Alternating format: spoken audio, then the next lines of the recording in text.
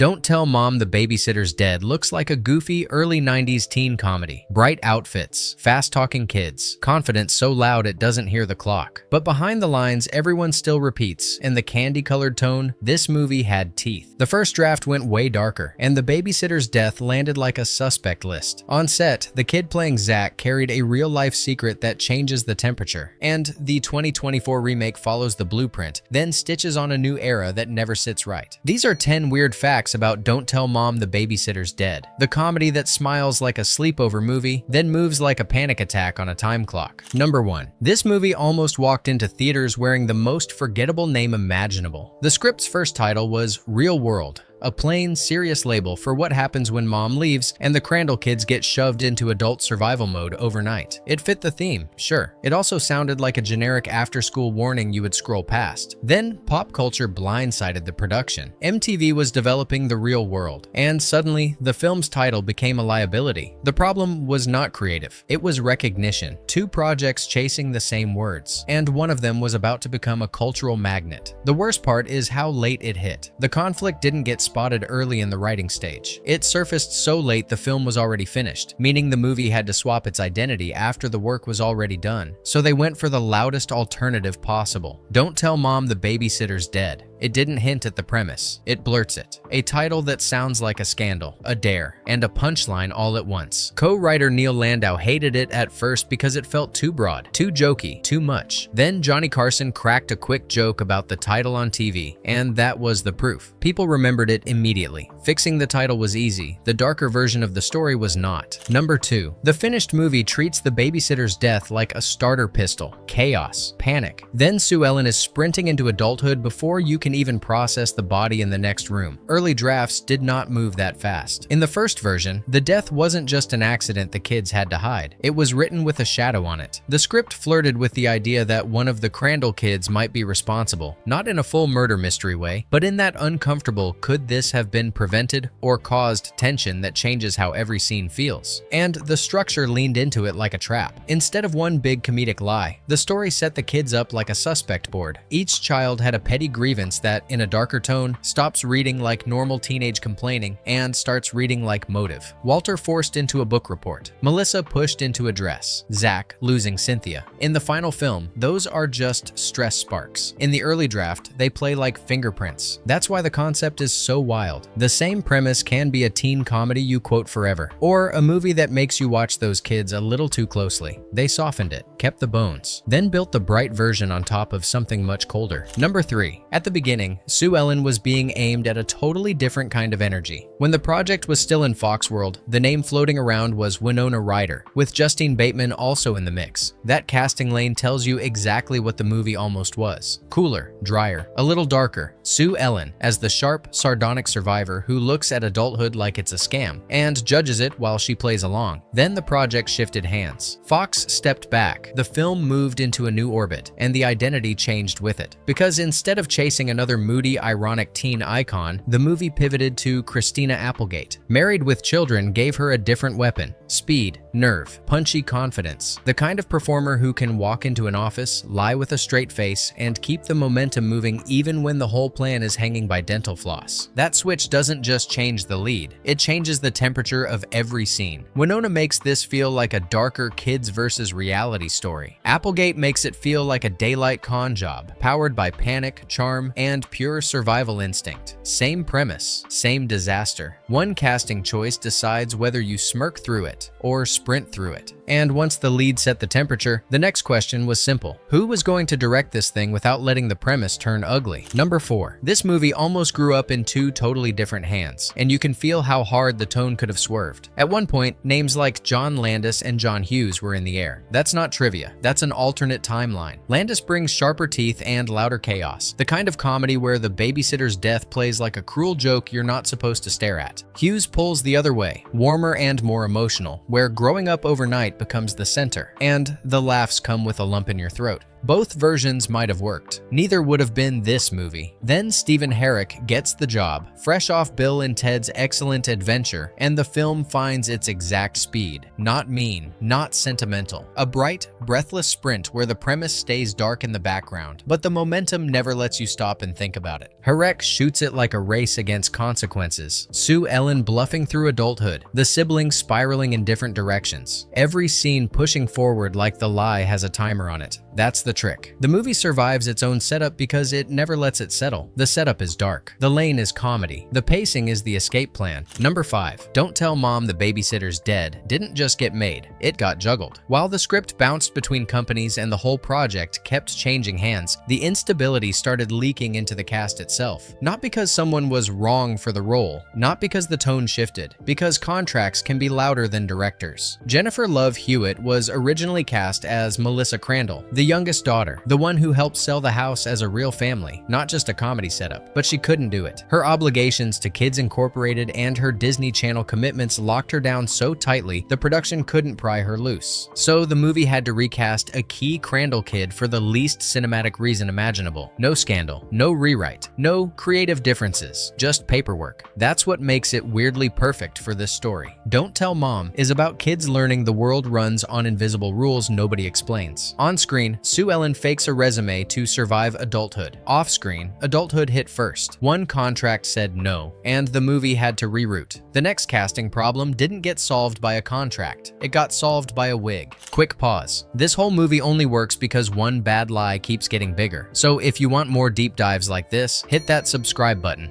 Alright, now here's the lie that actually worked. Number 6. Keith Coogan didn't lose Kenny Crandall. He got stopped at the door. Casting did the age math and shut it down. Kenny is supposed to be 15. Coogan was around 20, and he was only about 22 months younger than Christina Applegate. In Hollywood logic, that's not close. That's dangerous. Too obvious. Too risky. So he pulled the most Don't Tell Mom move imaginable. He came back in disguise. Different clothes. A wig. A full stoner teen vibe meant to rewrite the first impression before anyone asked questions. It wasn't perfect. It was bold. It worked. He got the part. And Kenny became the movie's pressure valve. The brother who always feels one bad decision away from detonating the house. Then, the twist behind the twist. Showbiz runs in his blood. Coogan's uncle was Jackie Coogan, the original child star from Charlie Chaplin's The Kid. Later Uncle Fester on The Addams Family. He didn't get cast because he fit the resume. He got cast because he sold the lie long enough to make it real. Number 7. The title says Dead Babysitter. The dialogue says, we're losing it. So why didn't this thing get slapped with an R? Because the movie hides its sharpest edges in plain daylight. Yeah, the language spikes. The kids swear like they're drowning, but it never lands like adult darkness. It lands like teen panic. A bunch of minors trying to keep a house standing with zero training, zero sleep, and one lie that keeps multiplying. The words come out fast, sloppy, and emotional, not mean. And the movie never lets you sit in the ugliness long enough for the rating to turn on it. Every time the premise threatens to get heavy, the script pivots to momentum. Sue Ellen hustling, the job lie, the office chaos, the ridiculous improv. The comedy doesn't erase the stress, it repackages it. That's why it passes the gatekeepers. Same ingredients as a darker film, different flavor. It doesn't play like adult rot. It plays like teen panic with a timer on it. Number 8. A teen comedy can be born from the same spark, then grow up into a totally different kind of panic. The seed for this story sits near risky business. Teen gets tossed into the adult world before they are ready. Simple, clean, familiar. But the moment you step through that door, the two movies split like they are running from each other. In Risky Business, adulthood is a midnight trap, neon choices, temptation that feels exciting because it might ruin you. The danger is glamorous, like the consequences are part of the thrill. This movie drags you somewhere meaner, a place with fluorescent lights and no sympathy. Sue Ellen does not fall into a wild fantasy. She falls into paperwork, deadlines, and a job she is not qualified for, while a dead babysitter sits in the background like a ticking secret. The lie is not about being cool. It is about keeping the fridge full, paying bills, holding the house together while the siblings spiral like a side disaster she cannot pause. Same doorway, totally different room. One is after dark chaos you choose. This one is daytime survival you get trapped inside. Number 9. The weirdest part about Zack is how much of that volatility feels like it has weight behind it. Christopher Pettiette plays him like a kid already halfway off the edge. Loud, defensive, ready to explode. On screen, it works as chaos fuel. On set, it made people nervous for a different reason. Stories from around the production say Pettiette was already struggling, and the tension wasn't Hollywood drama. It was practical. If one key actor is unraveling, the whole shoot starts holding its breath. You stop thinking about jokes and start thinking about schedules, focus, and whether today stays on the rails. After the film, his career kept moving in small flashes. A surf shop bit in Point Break, TV work through the 1990s. His final role was a 1999 episode of Judging Amy. Then, the real ending landed. Petiot died in Los Angeles on April 12, 2000, from an accidental drug overdose. He was 24, and it happened 9 years to the day of this movie's release. Christina Applegate later said she was close to him, called him really special, and admitted thinking about him still hurts. Danielle Harris also said they reconnected later, and even went on a few dates. So when Zack spirals in that house, it hits different. The comedy keeps going. His story didn't. Number 10. The theater run was never the real battlefield for this movie. Opening weekend happened, the reviews came in, and the world basically shrugged. Even with a box office haul around $21 million on a roughly $10 million budget, it still got treated like it underperformed because the expectations were bigger than the chaos could cash in. Then, the movie found the place it was actually built to live. Living rooms. VHS rentals turned it into a repeat watch. Cable turned it into a surprise rewatch. And once you've seen it once, the hook gets stronger the second time, because now you're not just watching the plot. You're waiting for the quotes, the meltdowns, the lies Sue Ellen has to stack like a shaky tower just to keep the house standing. The whole thing plays like early 90s survival with fluorescent lighting, job interviews, fake resumes, bosses who smell fear, kids trying to act grown before the pizza even cools. Critics didn't help it. The tonal mix was an easy target, and the movie's scores still reflect that rough first reaction. But the cult life did not come from approval. It came from repetition. People didn't discover it in theaters. Somebody handed it to them on VHS, or it popped up on TV at the perfect time, and suddenly it became a secret handshake. It didn't win opening weekend. It won the remote control. And when something lives that long, Hollywood eventually does the thing it always does. It tries to rebuild it for a new era. Bonus fact: the 2024 remake doesn't reinvent Don't Tell Mom the Babysitter's Dead. It traces the original so closely it feels like someone laid the old film on a light table and copied the outline. New lead, new cast, same engine. Mom leaves for a reset. A strict babysitter takes over. She dies. The kids panic. The oldest daughter has to lie her way into an adult fashion job just to keep the house standing. Even the boss role stays in place, updated for a modern workplace, with Nicole Richie stepping into that intimidating gatekeeper lane. The real difference isn't the plot, it's the world surrounding the lie. In 1991, the story could hide inside landlines, thin paperwork, and the soft haze of pre-internet life. In 2024, everything gets recorded. Cameras everywhere. Faster consequences. A culture that documents first and asks questions later. So the cover-up beats get reshaped to feel possible now, swapping 1991 chaos physics for modern logic. The casting shift changes the texture too. The 2024 version is largely black, where the 1991 cast was mostly white. So even familiar scenes carry a different social weight. Here's the blunt punchline. Most reactions land in the same place. It's solid, it's watchable, it's fine. The problem is how close it stays. The biggest question isn't what's new, it's why make it at all.